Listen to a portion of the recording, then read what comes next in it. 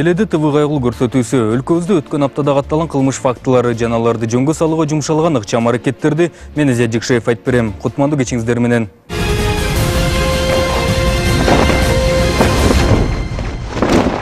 Дордой жаң конушундагы дараткана талаштан чыккан чырдын айынан аз жерден кичинекей бала атасы менен чогуу унаа астында калган аз калышкан. Эки кошунан ортосунда чыккан араздашууга өз убагында кайгылуучулар келип, тыюу салып, жабырлануучулардан арыз алып, ал эми шектүүнү жүктөп кетишпегенде окуя эмне менен аяктамак айтуу кыйын. Биздин чыгармачыл топ дагы ордунда болуп, күбө болуп келген.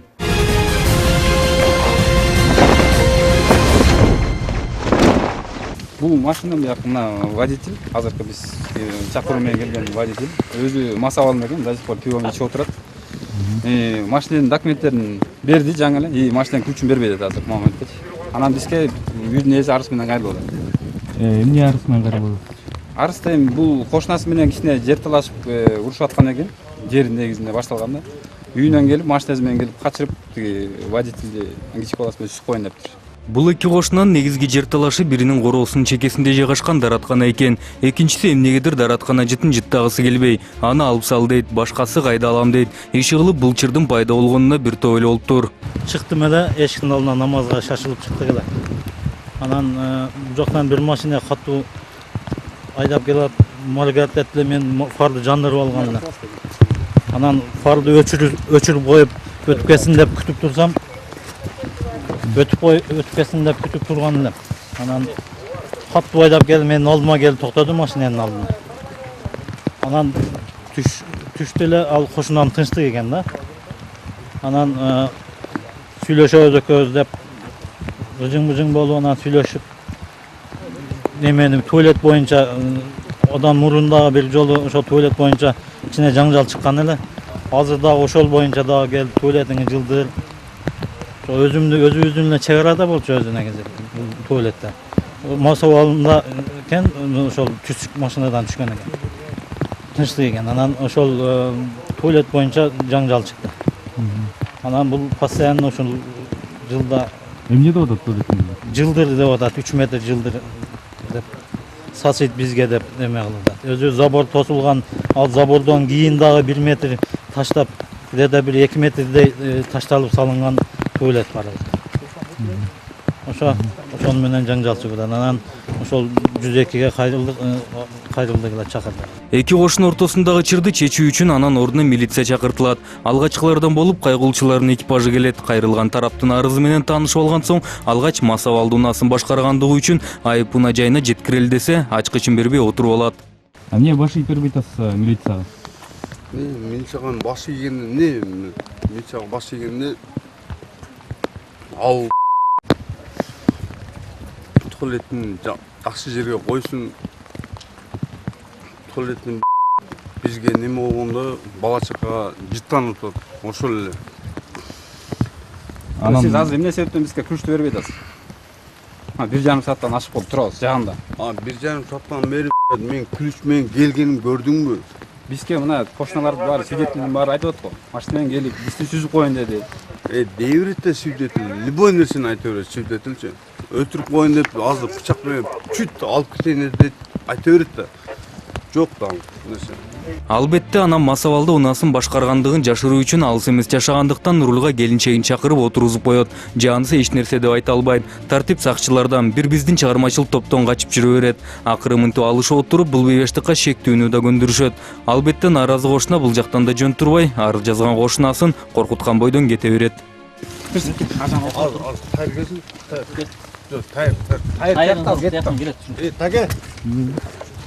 Артан барында да. Тайыр. Эми жактамы? Отурмаш деп. Тияка барам деп отурмун. Отуруп бербес жакма, отуруңуз. Максим отурма. Кел бака.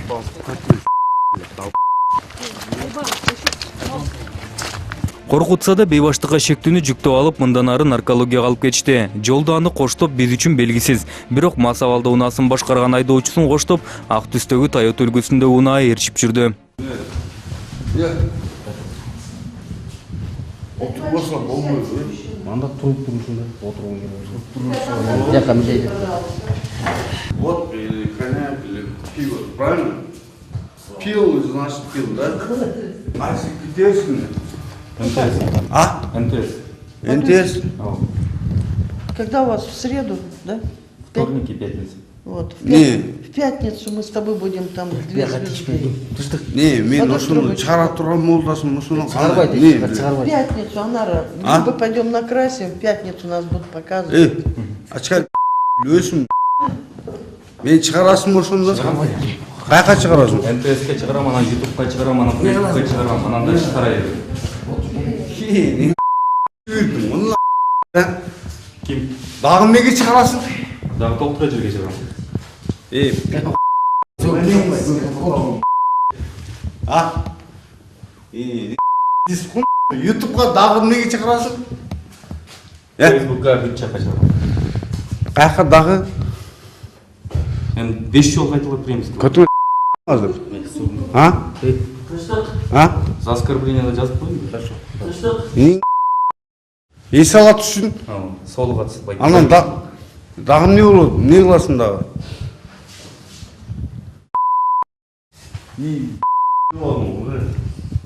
Чыгат, ютубка чыгат, интернетке чыгат. Өлчөм канча тыштык?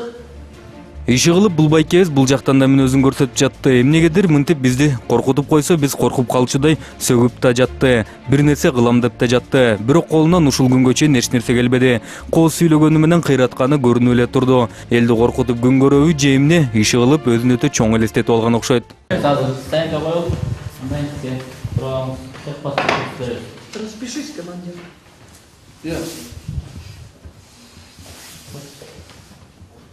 Мынтип анан 1984-жылы туулган Мамытов Тынчтыкбек Маматисаевич унаасы экөө тең тийиштүү айып унаа жайына жеткирилди. Чай түш болду. Жандырбайлы очем болду деп. Бул жактан анан бейбаштыкка шектүү унаасын эле каматып коюп кете берем дедиби Айтор баягы баатыр болуп жаткан байкебиз мындан ары ички иштер башкармалыгына жеткирилет экенин угуп алып жоошуй түштү. Эттең ютубка чыгарасың? Биринчи МТСтен чыгат, анан кийин эртеси күнү жети менен ютубка чыгат. Коштан чыгарасың? Чыгарбай эле жөнүнөн уруп атасың. Жөн эмне болду? Ютубтан эмне деп көрөм ошондо? ТВ кайгул деген программаны көрсөм. Кайгул деп ичим керек ошондо? Ооба, ютубтан. Свердлов райондук ички иштер башкармалыгына кирген соң гана Тынчтыкбек Мамытов чындап эле кылмыш кылдымбы деди окшойт. Тартип сакчыларга улам кайрылып, бул жакта калып кетемби деп сурап жатты. Дежуркага. Анан ошо дежуркадан чыгып атканда могу сиздин тиешелүү сизге тиешелүү эмне бар деп ошонун баарын алып чыгып кетесиз. Мен калып кетем бул жерде. Аны дежурка билет чечет.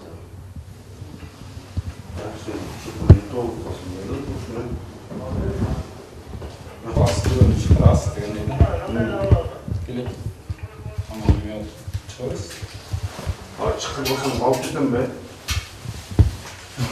Маған кеткенде А? кеткенде якта отырған жүргің бар. Ооба, жок. Что-то некрасиво болуптасың. Некрасиво емес, бәке, бұл жұмыс ушундай да бәке. Жумуш ушундай Жана ойлош керек болуш. Жактан коштан менен кайра кечирип чыгам, андан ушуп отур. Бүгүн саат бүгүнкү 13:03 2016 жылы бизге кызмат өтөп жүргөн учурда 102 аркылуу маалымат түштү. Ал маалыматта Дордой конушу, Дордой бери 16-көчө 17-үйдө кошуналар урушуп атат деп. Биз дароо маалымат боюнча айтылган дарекке барсак, үйдүн ээси бизге арыз менен кайтты. Ал арызында кошунасы Мамытов Тынчтыкбек деген жигит мас абалында машинесин айдап келип, арыз жазган кишини качыра токтоп, сөгүп, жаман сөздөр менен сөгүп, оозкалы сөздөр менен сөгүп, жине тийип койгон экен. Биздин чара көрүлгөн боюнча Мамытов Тынчтыкбек аттуу жаран кармалып, ал машина мас абалында айдап жүргөнү наркологиядан текшерилип тастыкталды. Машина штрафтанга койдук жана өзүн Свердлов райондук ички иштер бөлүмүнө жеткирилип, нөмөт бөлүмүнө өткөрүп берди. Мындан аркы ишти Свердлов райондук ички иштер нөмөт бөлүмүнө териштирет. Майда бейбаштык боюнча жеткирилди. Машинеси штрафтанга коюлду.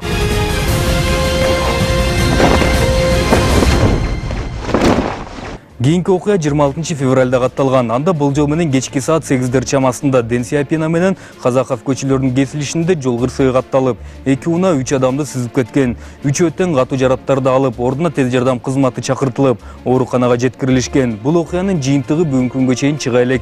Кыз кишилерди сүзүп кеткен унаалардын бири ордунда калса, экинчиси качып кеткен бойдон дайынсыз.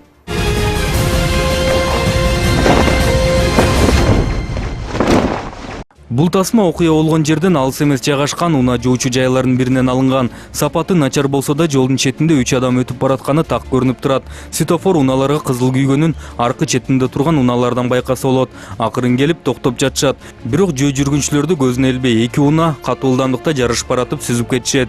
Бул жол кырсыгында жалпы 3 унаа катышып, 3 адам катуу жабыр тарткан. Үчөөнө тең ордунан биринчи жардам көрсөтүлүп, ооруканага жеткирилишкен. 1977 жылы туулган Ороз Маматова Кайрыгүлдү коюп кеткен Мазда үлгүсүндөгү унаа ордунда токтоп, ал эми аны менен катар жарыш уюштуруп келип Кайрыгүлдүн кызын 2000 жылкы Ороз Маматова Нурзаданы жана курбусун 1991 жылкы Байгазиева Ырыскүлдү сүзгөн Nissan March үлгүсүндөгү унаа окуя болгон жерден качып кеткен бойдон дайыны жок. Учурда ал унаа издөөгө алынып, окуя болгон жерде күбө болгондорду жана качып кутулган Nissan March үлгүсүндөгү унаанын дайынын билгендер болсо, экрандын алдындагы телефон аркылуу байланышка чыгууңарды өтүнөбүз.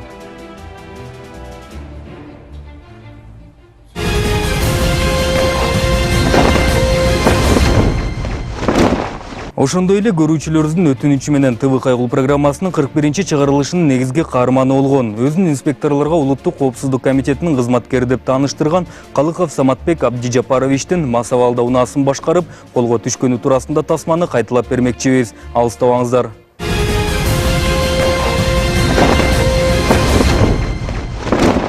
Бул жаш балдар болсо жол күзөтчүлөрдү көрүп алып, каршы жолго чыгып кетип калуу аракетин көрүшкөн. Аркасынан барып гана токтотуу мүмкүн болуп, инспектор айдоочуну сөзгө тартат. Текшерүүгө алуу учурунда анан жаш балдар документтерин издемиш болуп, бир топко чейин унаанын ичинде отуруп алып ойлонушат. Аз убакыт өткөндөн кийин чыгып биздин чыгармачыл топту кетирип коюп сүйлөшкүсү келет. Алып койдуңуз. Жабыл берме. Эмне чапар? Документтерин бересизби? Görсем азыр. Я сейчас покажу. Камеру не трогай. Мужик. Камеру не Хорош, брат. Убери, а. Хорош камеру. Слышь, брат?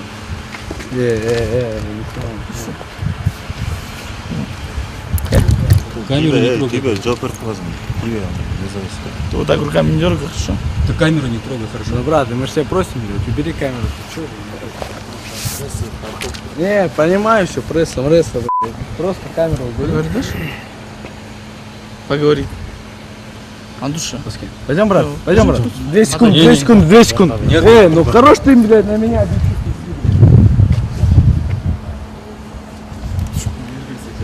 Не, ну, брат, СМБ. Жардам бере албайбыз. Дос. СМБ. Что говоришь? Бери уже. Что ты говоришь? Отойди вообще. Подожди. СМБ. Мен чын окуйм. Вот на ишемесин карап кой. Мен Вот, чын окуйм. вот видишь? Мужик, ты сейчас камеру, если не уберешь, халатор свой будет. Слышь? Ты меня пугаешь? Не, я ему говорю. А ты меня пугаешь? Да, я тебя пугаю. Да? Да. Сомневаешься? Камеру иди, пойдем пообщаемся. Сотрудник голос. Я реально, я от души извиняюсь, ухожу, нормально говорю. Айтып қой. Эме кылалы, бул праваңызды техпаспортуңуз көрсөңүз. Братан. Не матерись, просто отойди. Шеф, на, қарап қой. Хорош ты, снимать, натурника. Да?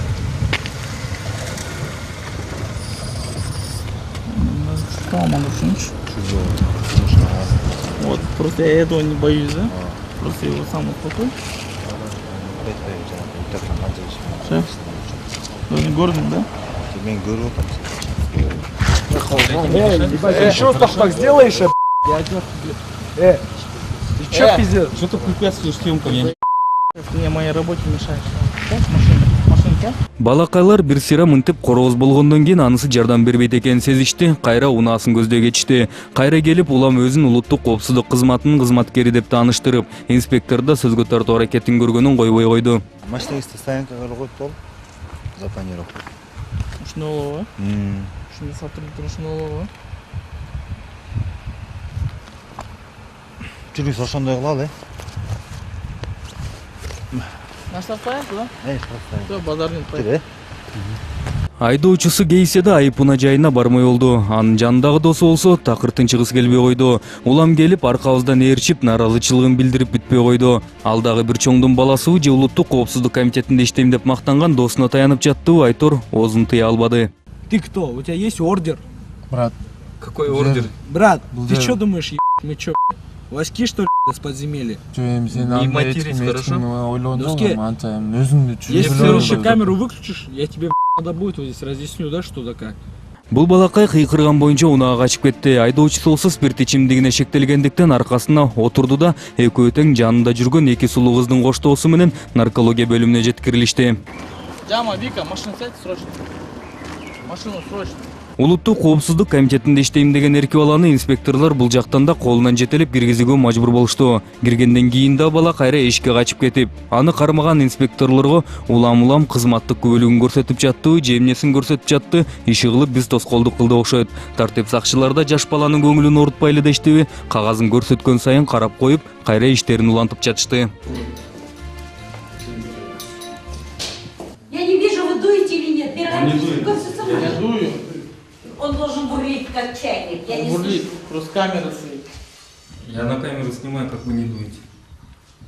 Ну, Камеру уберешь, нормально будет дуть. Или вот так я. Хорошо. Ну, и смотрите, вы же не дуете. Үйлеп қой, отыр, бері қара отыр еле бер. Оу, қорқытпа мені, айтып қаяқта іштеймін, бияқта іштеймін деп мен. Каяқта иштейм деді? Түркияда іштеймін деді. Где? Түркияда іштеймін деді. Я Қиқырып бизнесмен. сөйле. Я не работаю. нигде. Хорошо, қиқырбай сөйлеңді. Я Үйлеп қой, бизнесмен. хорошо, үйлеп қой, отыр, үйлеп қой. Не баш иіп айтасың, жартам. Ичі ол айдаған бола олында баштан. Үйлеген деді? Миллион жоқ. Миллион жоқ. Не слышно было. Как не слышно? Ну, бурли как. Давайте Вот пол эти не лева, буду пол снимать. лева. Ну, давай, Пол лева. давай. О, молодец. И лёда.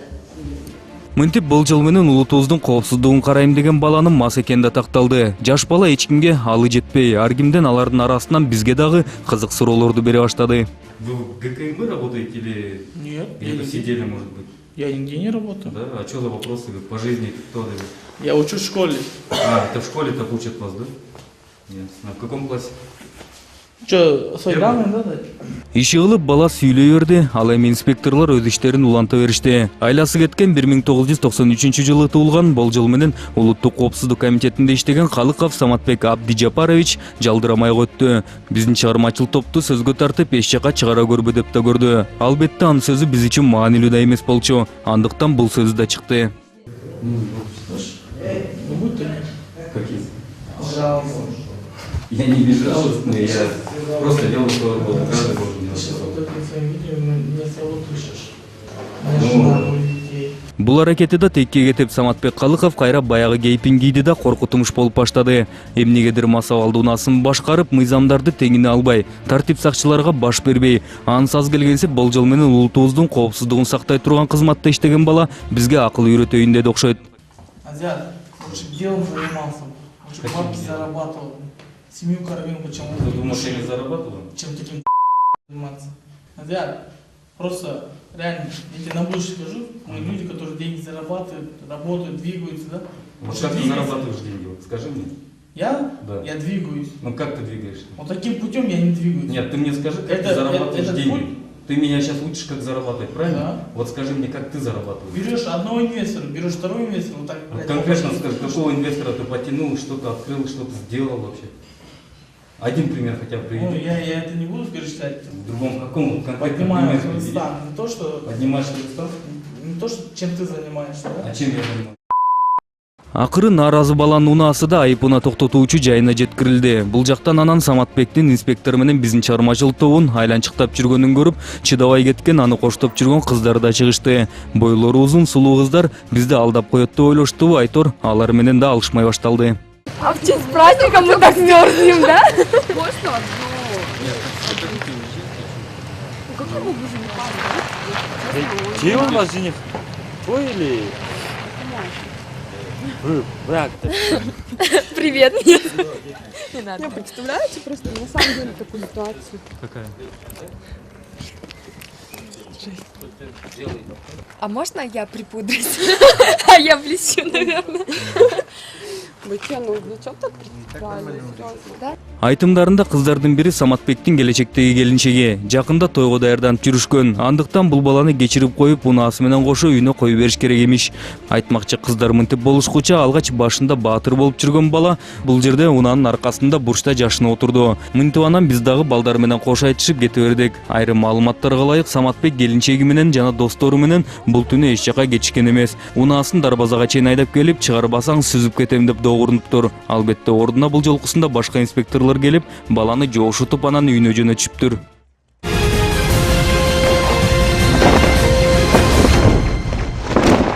Кезекте издөөгө алынгандар рубрикасы. Жана мында силер таанып билгендериңер туурасында маалыматтар болсо, жакынкы милиция бөлүмүнө же биздин редакциябызга кайрылсаңыздар болот.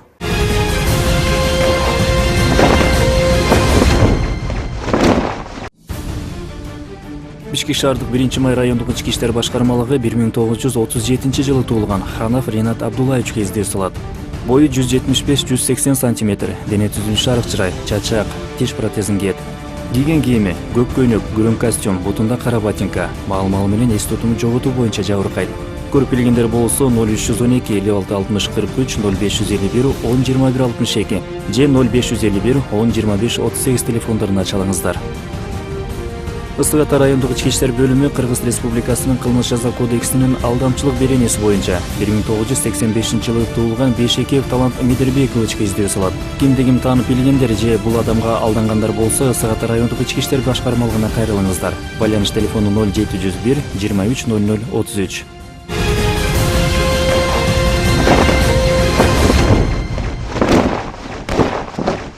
Эсиңерге салсак, ТВ программасы менен байланышка чыгып, сизге болгон окуянын тез арада жалпы маалымдаңыз келсе, төмөндөгү телефонго чалып, же WhatsApp аркылуу тасмаңызды жөнөтсөңүздөр болот. Ал эми биз сиздер менен кайрадан эфир аркылуу көрүшкөнчө саламат болуңуздар.